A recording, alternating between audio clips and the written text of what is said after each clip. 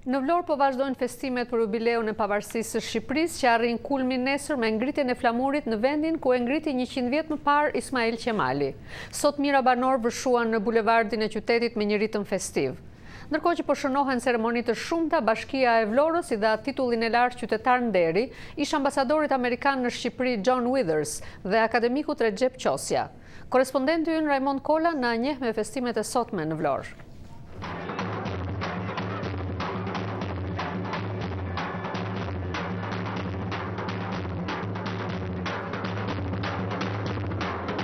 Ritmet festive të 100 vjetore të pavarësisë po vijojnë në Vlorë. Mijëra banor vështuan sot në bulevardin e qytetit të ardhur nga gjithë hapësirat shqiptare.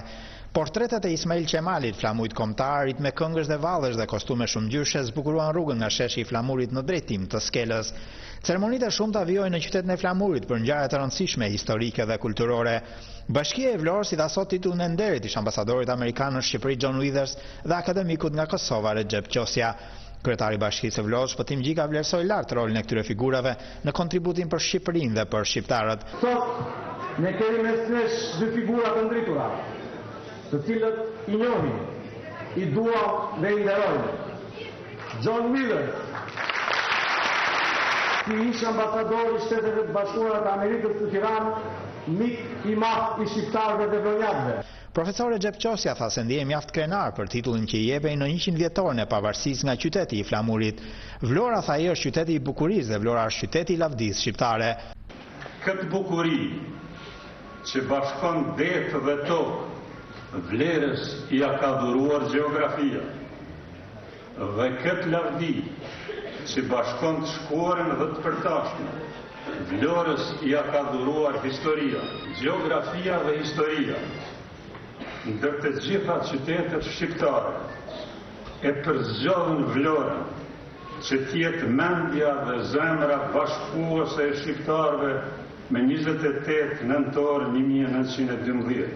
Më 28 nëntor vijoj më tej profesor Qosja, shqiptarët nuk do të mblidhen si demokrata socialist, si republikan apo si tosk dhe gek, si katolik, musliman dhe ortodoks, por në Vlorë do të kremtojnë si shqiptar të bashkuar, që ishte ideali delegatëve të 1912-s.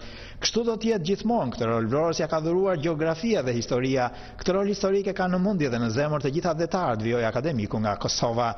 Ndërsa ish ambasadori amerikan në Tiranë, John Withers, tha se ishte hera e parë që kthehej pas largimit në vitin 2010 në Shqipëri. Tani kthehem si një qytetar amerikan, por kur erdha në Vlorë ndjeva si kur erdha në shtëpi, u shpreh zoti Withers.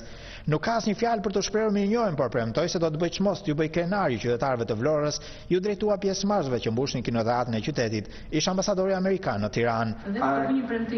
I promise always to do my best to make you, the city of Vlora, proud. Ambasadori amerikan përcolli mesazhet e mbështetjes për Shqipërinë dhe për shqiptarët. Sot vizioni juaj nuk është thjesht për të qenë të lirë dhe të pavarur, por vizioni i demokracisë të plotësuar, të qeverishëm me drejtësi të barabartë dhe të pavarur, tha zoti Withers. Unë i di sfidat që janë, por besoj tek Shqipëria dhe tek shqiptarët, u shpreh ambasadori amerikan në Tiranë. Sonte në mbrëmje në Vlorë pritet të nisin festime zyrtare në protokollin e shtetit, ndërsa nesër në sheshin e flamurit, mijëra shqiptarë do të mblidhen si 100 vjet më parë në ditën e madhe të pavarësisë. Për zërin e Amerikës nga Vlora, Raimond Kolla.